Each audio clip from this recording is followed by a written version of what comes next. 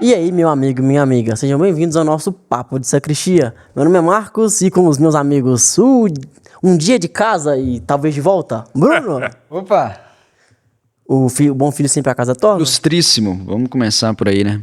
É de volta. Muito bom ter você aqui conosco, cara. Muito bom Nossa, mesmo. virou pai de família, né? Isso. Agora, Pra quem tava com saudade aí, ó. só sobrevive. No momento que minha filha permitiu. Nosso elegante. A mulher que arrumou olha ele só. hoje, não foi? Foi, não. Foi. Olha o cabelo, Não, olha o hoje cabelo. nós aqui que estamos mulambento. Olha Hoje só, foi a dois Tati. engomadinhos, cabelo Beijo, de lado, meu amor. entendeu? Tadinho. Nós é que estamos, meu. Não, eu ia falar, se o Davi tivesse aqui, eu ia falar que a gente tava sobrando. É. Porque o Rick veio pra ver o Bruno. É. Davi é a estrela do programa. É. E a gente tá aqui só pra comprar mesmo. A gente veio pra preencher o grupo, né? Foi. É porque tem que ter um padre, tem que ter um apresentador. É Exatamente. essencial. Se não, fechava aqui, fazia Não é uma coisa importante assim. Saudades da vida. Davi. Nosso ilustríssimo Padre Samuel. Uma alegria estarmos aqui nesse Papo de Sacristia. Nós estamos aqui para partilhar e compartilhar a vida com você. Antes de começar, gostaria de relembrar aqui e agradecer aos nossos mais de 3 mil inscritos no YouTube. isso. O negócio tá crescendo, hein? Rumo aos 4K. Orgânico, hein? Na hora que tiver patrocínio e Orgânico. tráfego pago, você vai ver, meu filho. Mais de 200 mil visualizações. Recorde. É um número bem relevante, a gente fica muito feliz grato, né? E grato com essa audiência que a gente está tendo. Você aí de casa já deixa o like, já compartilha e ajuda a crescer esses números. A gente depende de vocês. Ativa o sininho, porque senão acabou a entrega desse programa. Então, meus amigos, hoje vamos falar sobre a igreja e as artes. Vocês acham que a igreja é tipo o Scar que fica querendo tomar o reino ali? O que vocês acham? A igreja é artista desde o princípio, que a beleza salva, é claro. Agora, a relação da igreja com a arte, ela se reporta lá ao tempo das catacumbas. Os cristãos muito rapidamente se arriscaram a expressar a fé através dos ícones, das pinturas. Então, desde o início, aquilo em que cremos se expressa também nessa técnica que é a arte, que acompanha o ser humano desde que nós somos seres humanos. Não se pode pensar no ser humano sem arte. Então a igreja está ligada a essa dimensão do espírito humano que transborda na literatura, nos símbolos, nos ritos, na beleza. O catolicismo vem muito na sequência do judaísmo, né? Do ponto de vista histórico, teve alguma coisa assim que dá pra gente perceber de um estilo de arte? Agora que você falou, eu tô pensando, de fato, a gente vê artes feitas, né, em paredes de catacumbas, de pintura, por exemplo, tem a famosa pintura de Nossa Senhora que talvez seja a mais antiga que a gente tem conhecimento no mundo, mas no povo judeu também tinha isso? Os judeus sempre tiveram muita resistência com imagens, numa interpretação mais literal daquilo que está transcrito no livro do Êxodo, porque o judaísmo é um fenômeno religioso, espiritual, que quer demarcar muito bem a diferença entre a fé inspirada pelo Deus que não tem nem nome, nem templo, nem imagem, e os povos pagãos. Então, pois uma religião, hoje poderíamos dizer, com algumas notas um pouco sectárias. Então, nessa busca de demarcar bem a sua identidade, a sua diferenciação, ela acaba rejeitando aquele que era o movimento próprio do mundo antigo, no sentido dos ídolos, dos templos, e de não fazer ídolo. Mas, por exemplo, é até bíblico as imagens dos querubins na Arca da Aliança, no templo, não? Que são trechos muito influenciados por um período pós-babilônico, Entendi. onde já se tinha uma espécie de sincretismo ou de assimilação de outros elementos, de apropriação cultural, entende? Faz sentido. Então você já tem ali um movimento posterior. O judaísmo raiz, ele é muito centralizado na palavra, na Torá. Então o que importa é isso, o que está escrito na Torá, o que nos foi legado por Moisés. E posteriormente ele vai assimilando esses outros elementos rituais, iconográficos, mas sempre com muita suspeita. Tanto que voltamos ao núcleo da divergência entre católicos e judeus. Como é que um Deus pode se fazer imagem? Esse é o embaraço sobre a pessoa de Jesus. Como é que um Deus pode se fazer imagem? Então, essa que é a Penso questão. também que nós estamos falando de um período onde os cristãos eram perseguidos, era uma religião que tinha que ficar ali à espreita. Então, você precisaria também de sinais, códigos, uma linguagem que seja ali como se fosse num submundo, Decifrado. né, decifrada só para aqueles que de fato tivessem a propriedade, o conhecimento de algo muito específico, né, para não ser um intruso, alguém que fosse levar direto para César, enfim. Então eu acho que também tem tudo isso. Tem a recepção cultural, tem a questão dos códigos, tem a questão de expressar a fé segundo categorias romanas e gregas. Essa relação da igreja com a arte, igreja enquanto cristianismo com a arte, está muito ligado a isso. Me veio aqui um exemplo, é o ictus, é assim que fala, é o peixe, né, que a gente via como que um fazia Que é um assim, acróstico, a igreja gosta de brincar muito com esses acrósticos. Isso. E então a gente vê que, claro, se a gente for ver desde a era das cavernas, o homem tem essa busca por essa expressão, esse significado. Você trouxe o judaísmo, se a gente voltar nos egípcios, deus pagão, todos têm isso, esse traço. É um animal que muito representa. forte. Ele é uma representação de Deus na perspectiva bíblica, portanto, uma verdade originária humana, e é um animal que tem necessidade de representar. Nós não damos conta, enquanto seres humanos, de nos localizarmos no tempo, na história, se não estamos representando coisas. Isso é bem filosofia grega, não é? Muito. De pensar que Total. o que a gente aprende, por exemplo, eu vejo um padrão de copos Isso. e desenho para mim um conceito de um copo que aquele, por exemplo, uma imagem vai remeter a um conceito. Isso. Remete a uma imagem. Perfeito. A própria ideia da arte, da técnica, da fabricação tem a ver com isso. A técnica não é outra coisa que o homem no seu exercício de artífice. A arte, a técnica de fazer um copo. A diferença é que, quando você está dizendo de arte no sentido estrito, uma questão mais conceitual, você está dizendo de uma coisa que é mais inútil, que tem mais a ver com juízo de gosto, que apela ao que é transcendente, que não é replicável. Quando isso começa a ser continuamente replicável, aí se torna um objeto, um artesanato, um objeto, um utensílio. Mas a origem é sempre arte. Um conceito, uma ideia que se plasma na fabricação de algo, né?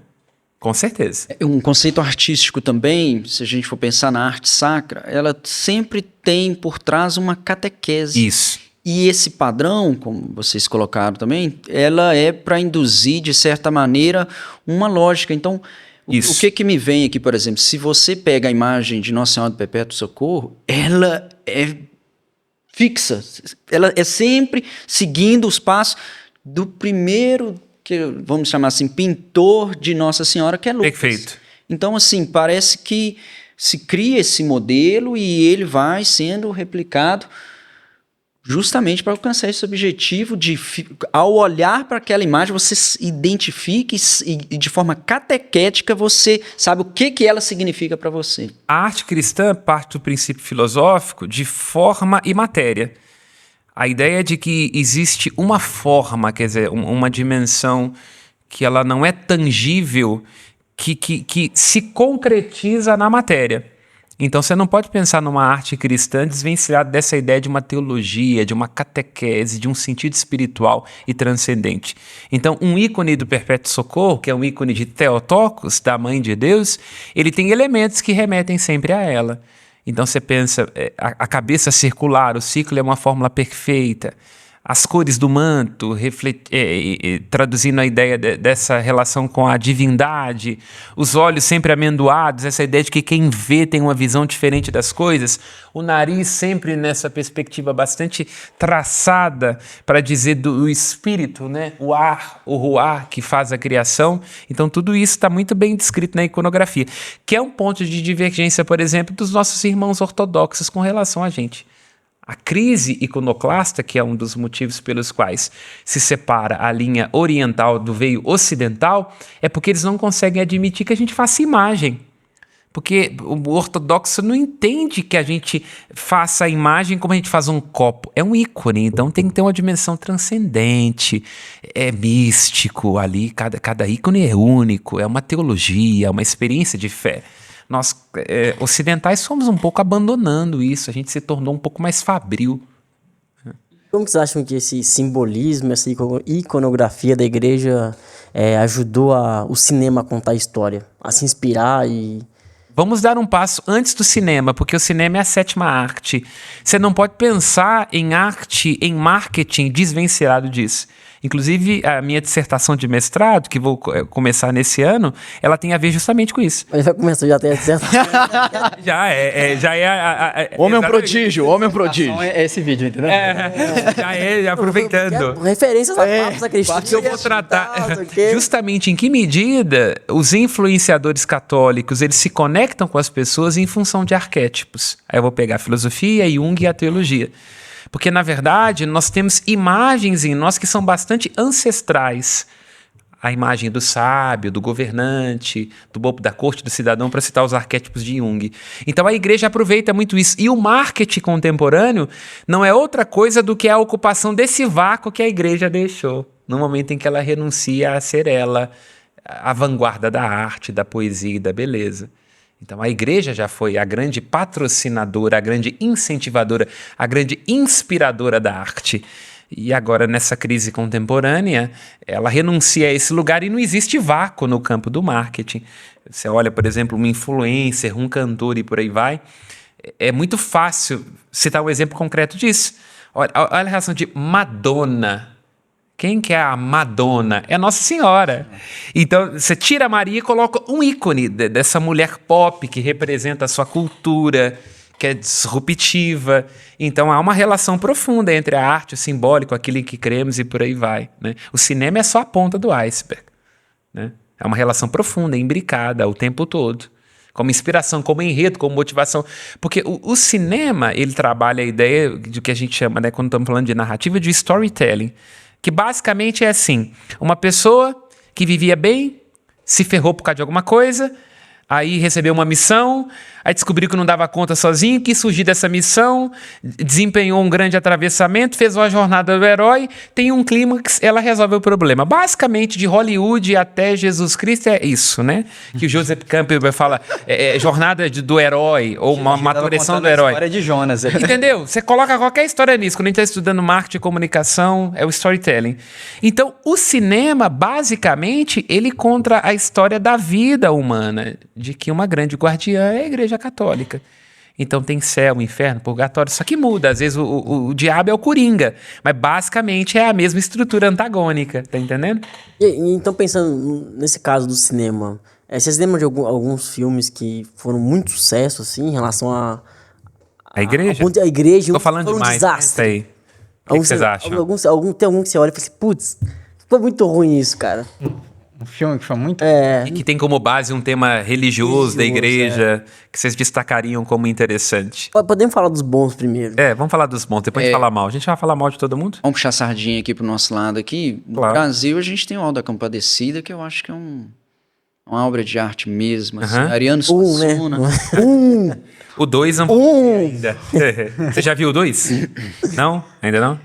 Eu vou te falar que, pelos comentários que eu vi, a ausência do Ariano Suassuna é o principal marco de não ter sido... Minha opinião, sem ter visto ainda o filme, eu acho que o risco, possivelmente do 2, é porque o Ariano Suassuna era mais despretensioso. Hoje a arte ela tem uma dimensão mais política.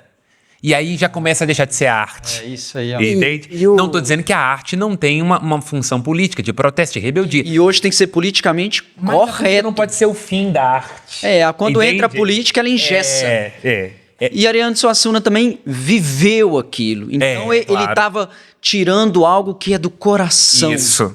Não é algo... Itaperoá existe como lugar de resistência humana, como lugar onde afeta, se imbrica a vida, onde o homem tem que mitir para sobreviver, João Grilo, Chicó. Exato. Claro. Então não é algo... É o que você trouxe, é importantíssimo, porque toda vez que a política entra na arte, acabou, ela já não é arte mais, ela impôs ali uma condição, e aí... Porque a arte tem que revelar esse mistério.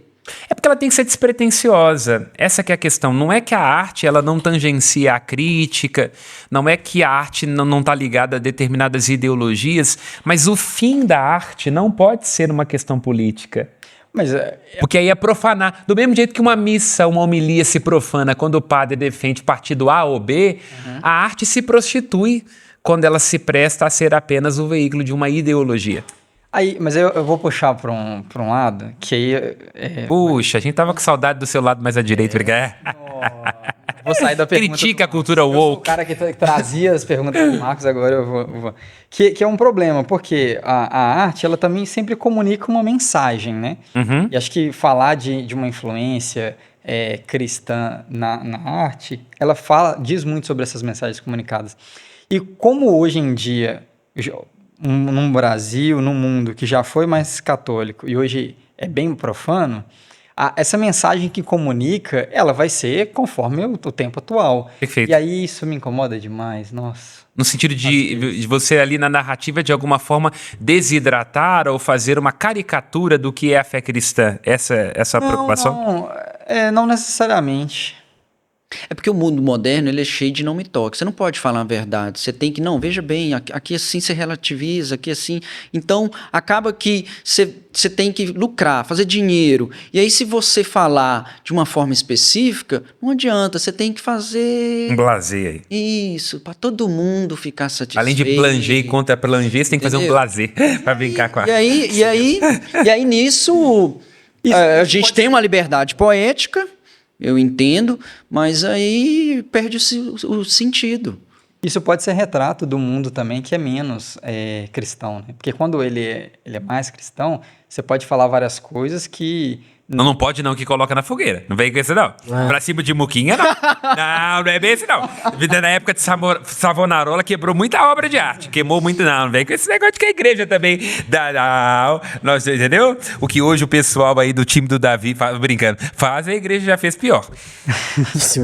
Eu não sei se serve como um bom exemplo. Index librorum apostolorum tá aí pra... Prohibitorum, né? Apostolorum... Mas... A própria Igreja Católica, numa posição de, vamos dizer assim, contra-reforma, ela começa a encher as igrejas de ouro, vamos dizer assim, a arte começa a ficar mais sensual, os corpos, é tudo uma resposta de tipo assim, não, peraí, nós não vamos perder esse domínio. Esse é o ponto, porque a igreja, durante o período barroco, ela aprende a brincar com o corpo.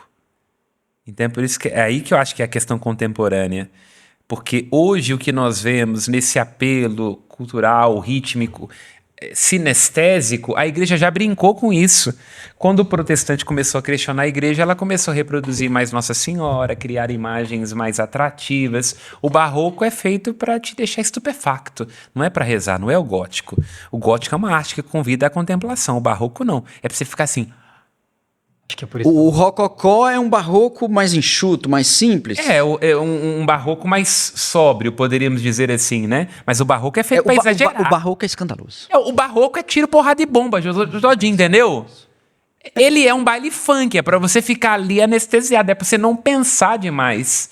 Ele tá centralizado em quê?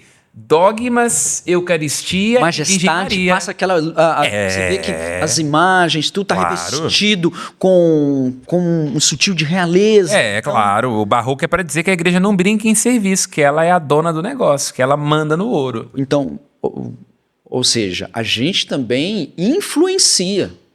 A gente também dita as regras. Você tá entendendo? A gente... Se der mole, a gente impõe mesmo. Só que agora nós ficamos um pouquinho mais apedeutas, então a gente tem dificuldade de trabalhar com o âmbito da arte, porque a arte perdeu essa dimensão, digamos, mais clássica. O conceito desta arte como mais inútil, da arte como a reprodução da virtude do tempo, a arte como a procura do belo pelo belo, tudo isso se desidratou. Então hoje é tudo mais funcional. Pode dar um exemplo rápido disso para voltar depois à questão do Marcos? Olha a arquitetura das nossas casas. Você olha hoje um condomínio de luxo, é tudo o mesmo quadrado. É a mesma planta para todo mundo. Olha um bairro como aqui, um Santa Teresa, um bairro tradicional de Belo Horizonte ali, um Lagoinha. Um Santo Antônio. Você vê que tem o trabalho do toque, você tem a sacada. Olha o prédio da PUC Corel, entendeu? Não, e aí tem você passa... o colonial. Já aconteceu comigo de passar... Não é plástico? Cara, olha o tempo que esse cara gastou. Ele podia estar produzindo várias outras, mas ele ficou com esses vários detalhezinhos. Cara, que desnecessário. E é justamente isso que você está falando. A arte é isso. É a questão do... Minha mente hoje está voltada para o funcional. A arte é inútil. É isso que a gente não dá conta mais hoje. A gente não tem sensibilidade, porque a arte é inútil. Como um abraço é inútil, como um pôr do sol é inútil, como um IP é inútil. É isso. A arte. Pra que serve? A gente se tornou efêmeros também. Então, ou seja, o tempo para nós hoje... É muito preciso pra perder. Então você pega, por exemplo, essas igrejas em que a gente fica assim, maravilhado. Levaram 400 anos, 500 anos. Quem vai bancar um projeto que dura menos de 4 anos? Não vou amor, Catedral Cristo Rei. Sim, mas assim... Já tem 10. mas é um sonho de Claro. de 100 anos, né? Claro. Assim, desde o É uma obra start, né? pra frente, né? Mas, ou seja, a igreja ainda é uma das poucas instituições que ainda fazem esses projetos que atravessam décadas. Perfeito. Porque um político hoje, ele quer uma obra para entregar em 4 anos. Porque Imediata. ano que vem, ele não sabe se ele vai renovar o mandato ou não. Então, não há mais... Gente, pensa o que é você começar um projeto que vai passar por gerações e geração. Quem começou nem vai vir. Acho que é em Barcelona, né, que tem uma catedral. Templo expiatório da Sagrada Família, em Barcelona. 400 anos, é isso mesmo? Não tem 400 anos. Agora ele já deve ter uns 100 e poucos anos. Acho que ele é do século XIX. É uma... Eu sei que tem um tempo que tá sendo construído. Eu tenho umas teorias sobre a diferença entre uma monarquia e a república, e por conta desse movimento muito rápido, uma das minhas críticas é essa aí, porque cada um tá olhando pro seu próprio umbigo num período ali de 4, se você for um senador 8, mas não mais que isso, ou você tem que conquistar de novo naquele período, então não é só TikTok e Instagram. Você não vai arrumar financiamento. Eu vender um projeto para daqui a 400 anos, ninguém vai comprar. Ninguém vai comprar. Já que citamos os clássicos, a perspectiva Posso pagar no aristotélica... final? E Aristóteles tinha essa dimensão da arte, da forma e por aí vai. É que Aristóteles entendia a democracia como um sistema corrupto e perigoso, justamente por essa perspectiva da efemeridade, por ele ser mais suscetível. Aristóteles, seguindo um pouco a tradição de Platão, entendia que o poder, a governança, a polis, ele pede um pouco mais de nobreza, de virtude, de estabilidade. Então, de fato, quando você olha, para citar um exemplo rápido, já que você abriu essa janela, quando você olha, por que os ingleses voltaram com o rei? Porque os franceses cortaram a cabeça e não quiseram mais.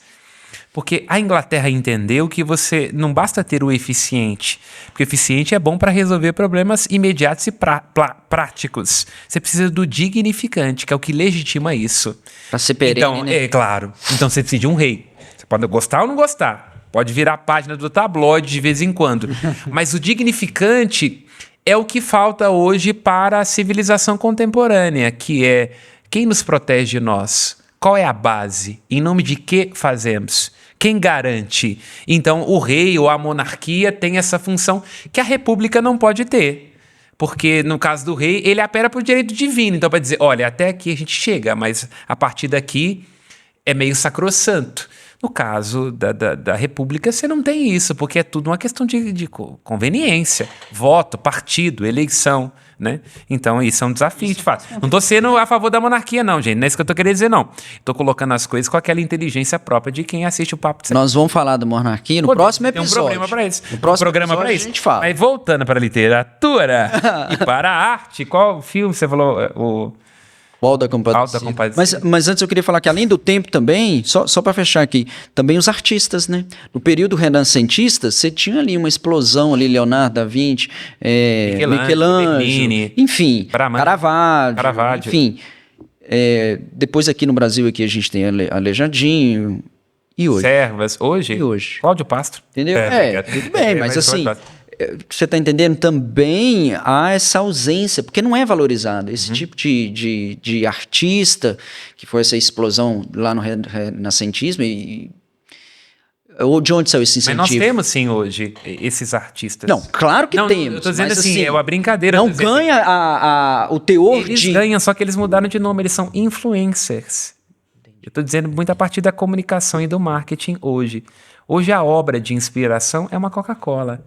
Olha o design das marcas contemporâneas. Perfeito, agora eu entendi, Samuel, entendi. Só que ele é feito para ser prático. A Apple Na época, Exato. Um iPhone, não é o meu caso aqui. Isso aqui é um... Alguém coloca sobre a mesa o iPhone. iPhone patrocina o Samuel. Uma obra, você tá entendendo? O design. E, inclusive, foi essa a sacada do Steve Jobs. Porque o primeiro a entender que nós consumimos percepção de valor. Como que funciona? Ele viu que foi pela maçã, o negócio deu ruim, tacou-lhe a maçã. Tá entendendo? Então é a percepção da coisa. Entende?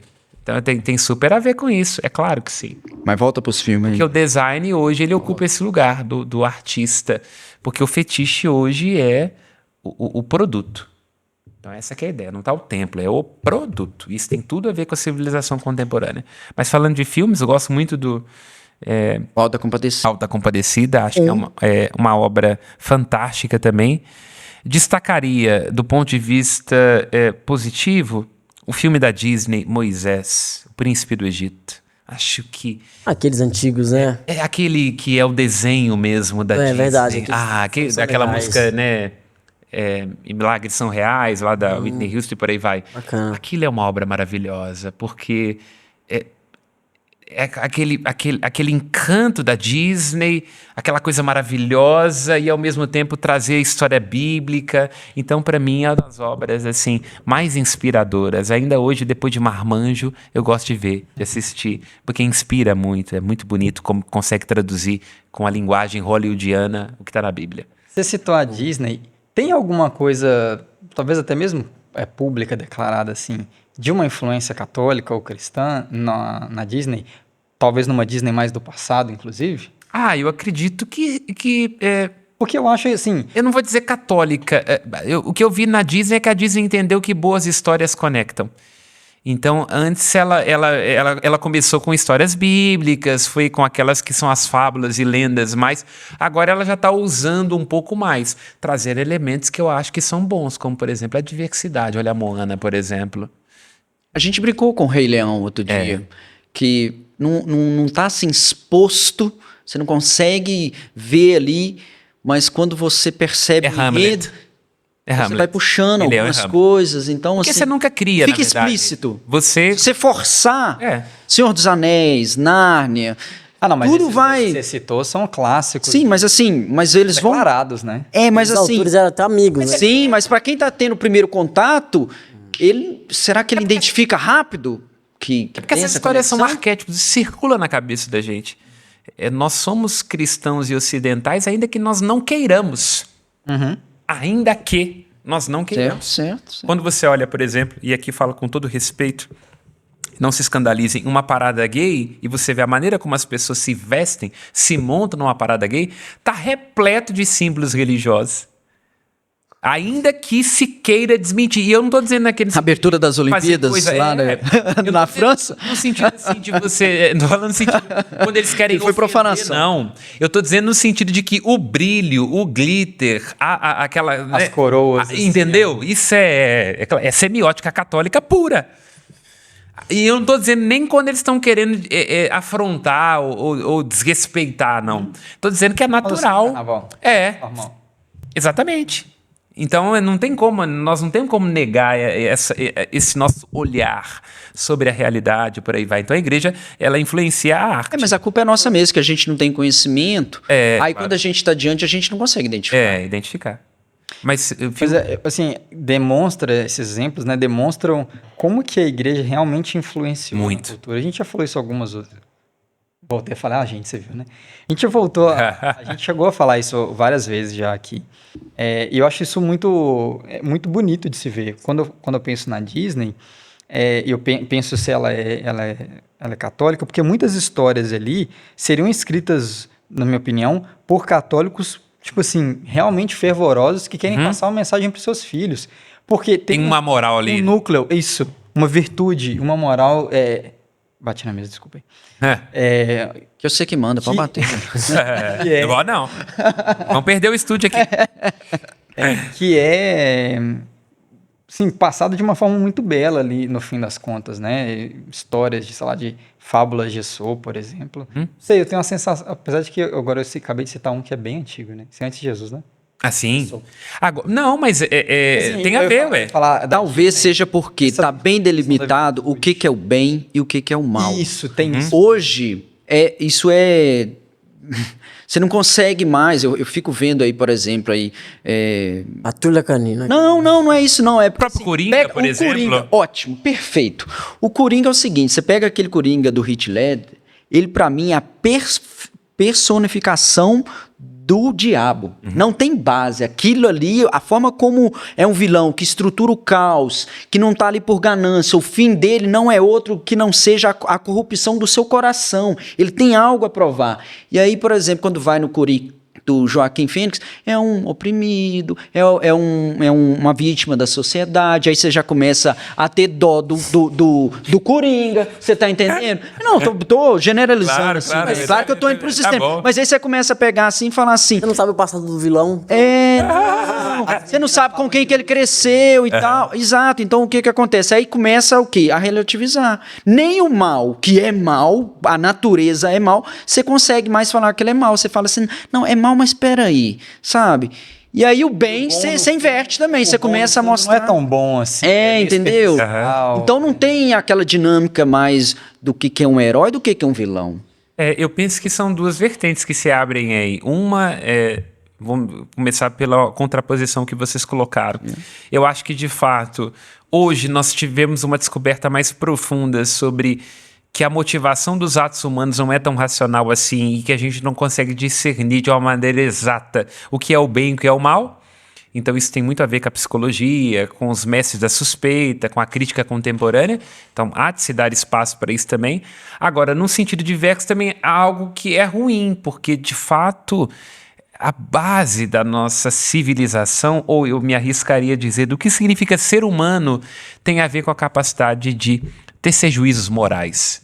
E eu truco quem falar comigo que sobrevive ao fato de que não tem a ideia de bem ou de mal. Porque na hora que falar que não tem, eu vou falar assim, e ser preconceituoso com o negro ou com o homoafetivo é bem ou mal? Aí a pessoa vai falar, é mal. Então tem uma ideia de bem e de mal. Sim. E é por isso que eu falo, somos relativistas até a página 3. Na hora que a primeira mulher trans foi espancada, aí nós vamos falar, opa, isso não pode ser feito. Então tem uma ideia de bem e de mal. Tem um limite de moralidade que está para além de crer ou não crer, de ser católico ou não, de ser, entendeu? Errado é errado, certo é certo. Né? Isso você encontra até no presídio, é impressionante. Até em locais como em presídio, já tive a oportunidade de ir, né? Não como público-alvo, nem consumindo o produto, mas ir com hospedagem, né? Não vai um Airbnb. Entendeu? Mas, se eu passar, te condeno. Entendeu? Tinha que cobrar sua obra de misericórdia. Exatamente. Mas foram experiências muito boas, de fato mesmo, transformadoras, inclusive. Ainda mais para um filho de um policial ir a um presídio é uma experiência muito interessante. E a gente vê lá que tem uma finura também de consciência e há limites de moralidade. Tem coisas que não são admissíveis. É muito interessante. Você vê um lugar que você esperaria ali que tivesse, né, para além do bem e do mal, onde você tem coisas muito estabelecidas. Olha, qual que é a hora de fulano dormir, o que pode ou não ser feito, que tipo de crimes não são admitidos. Tipo X9, assim, estuprador, X9, cara que bate na mãe. Então você vê que tem ali também um limite de moralidade. Também, né? E é muito curioso pensar assim, ou em tribunais do crime, que eu não vou citar aqui, porque, né, São Paulo você já sabe bem, esse povo, enfim, eu não vou falar o nome aqui, mas onde você tem estruturas, tribunais do crime, onde está muito bem estabelecido. Atravessou esse limite aqui, você vai ter uma sanção legal e muito mais eficiente que o Estado, eu diria. Né? Então, né, o ser humano por natureza, na arte, nas relações, um ser moral. Ou seja, um filme, quando ele sabe se posicionar e deixar claro o que é o bem e o que é o mal, ele, por natureza, ele tende a ser cristão. Mas vocês acham que esses filmes ajudam na educação da fé? Ah, total. Ou, no caso, por exemplo, o Auto da Compadecida eu não digo, porque pode ser que foi uma releitura fraca. Mas talvez um outro filme que eu perguntei. Deixa eu dar Eu diria que até no Alto, não sei o 2, mas até no 1. Não, no 1 sim. Mas ajudam, mas pode falar. Vou dar um exemplo aqui que as pessoas, querendo ou não, estarão venerando no altar este ano. Carlo Acutis com o Homem-Aranha. Cara, a história do Homem-Aranha é um clássico e ela é sensacional. E aí, eu já brinquei isso em grupos de jovens, em roda com amigos, assim, que depois que acontece o episódio dele ter uma capacidade de defender uma situação de justiça e não fez, mesmo sendo capaz, e isso implica na morte do tio Ben, cara, é Jesus falando, com grandes poderes vem grandes responsabilidades, sabe? Não dá pra, tipo assim, você ser capaz de fazer algo... Quer dizer, o meme vem pronto, né? A coisa se cola rapidamente, né? Mas... Tipo assim, é uma mensagem, pô, é uma história, não tem nada de cristã, assim, tipo de uma cruz, nenhum símbolo que diz, mas ela passa uma mensagem profundamente católica, no meu ponto de vista.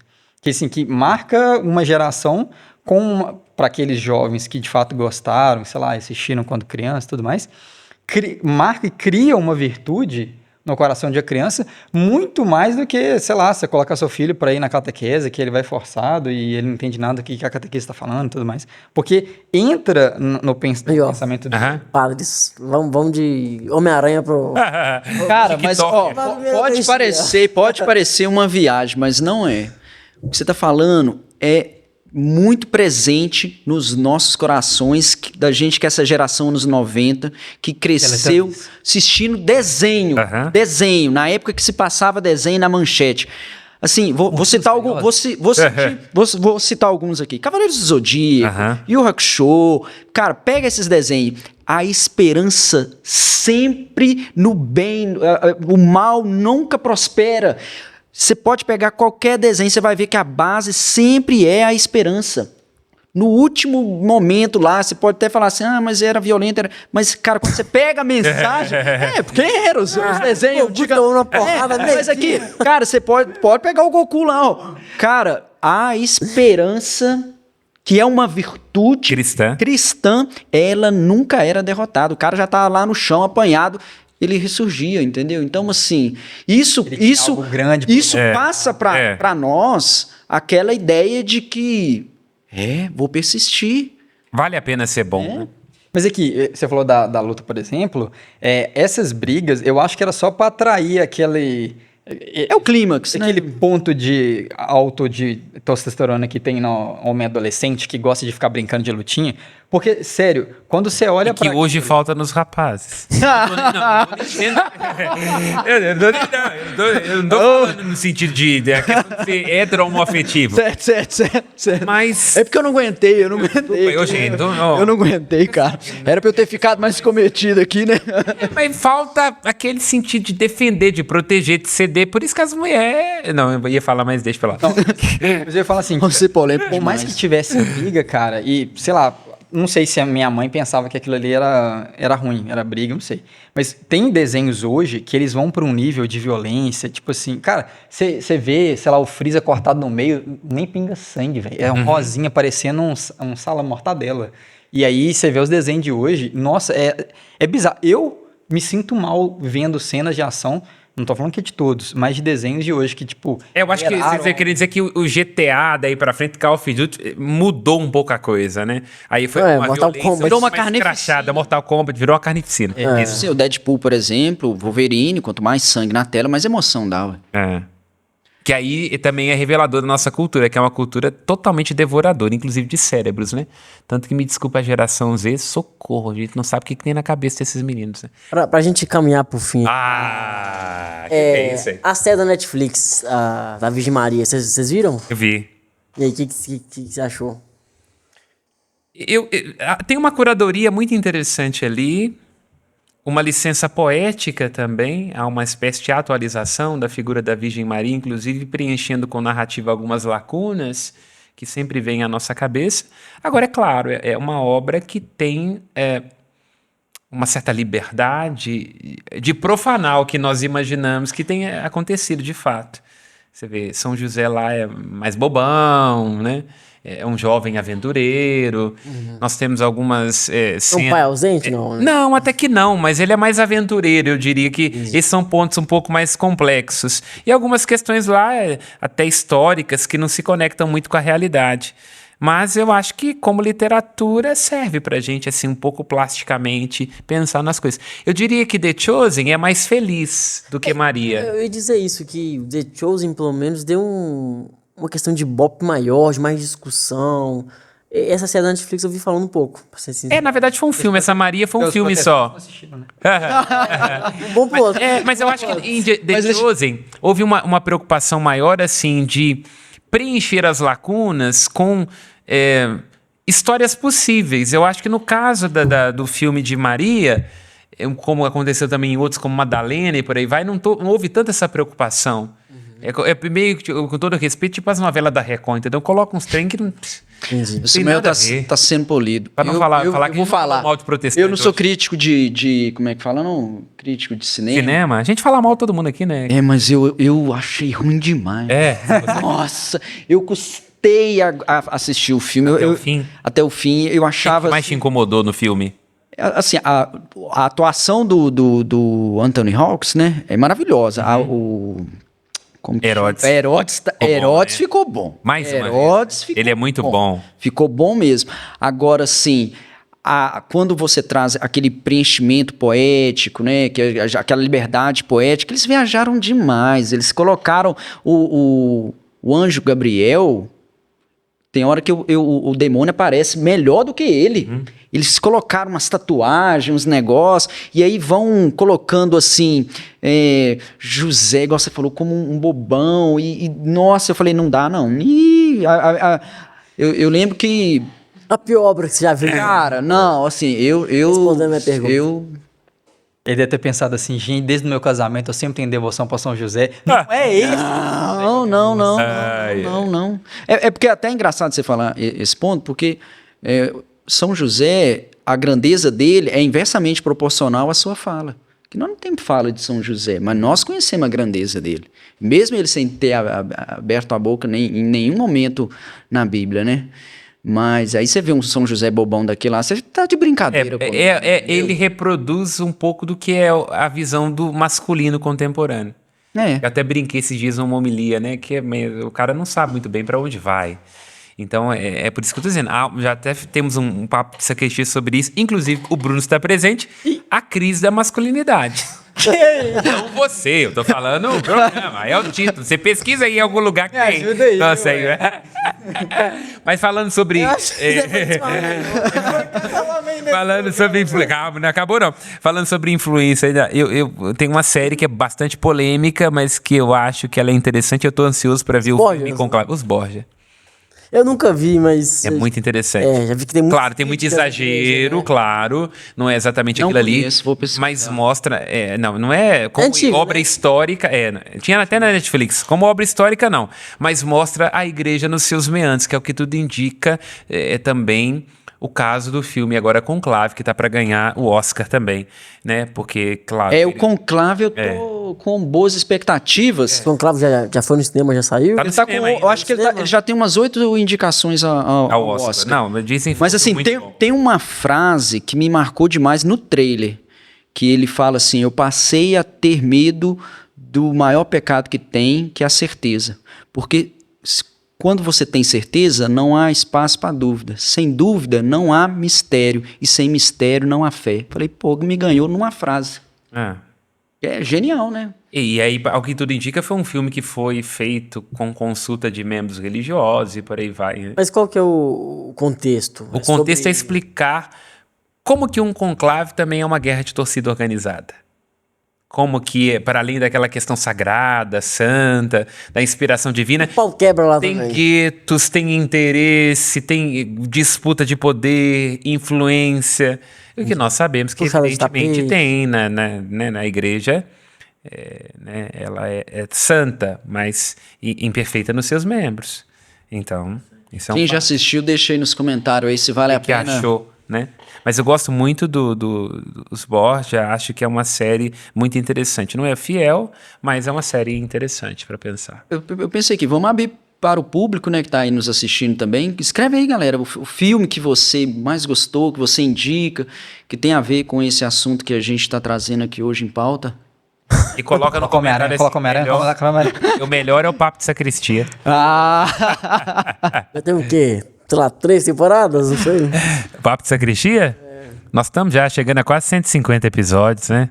Então nós estamos com bastante temporada. Amém? Amém. Amém. Amém. E aí, meu amigo, minha amiga, se você gostou desse Papo de Sacristia e acha que isso aqui foi uma verdadeira arte, ou que o Papo de Sacristia tem potencial para ser uma grande arte aqui no nosso Brasil, então peço que deixe aqui seu like, deixe aqui nos seus comentários também como que a gente pode melhorar, outros temas, e compartilhe com seus amigos que podem gostar. Valeu, obrigado.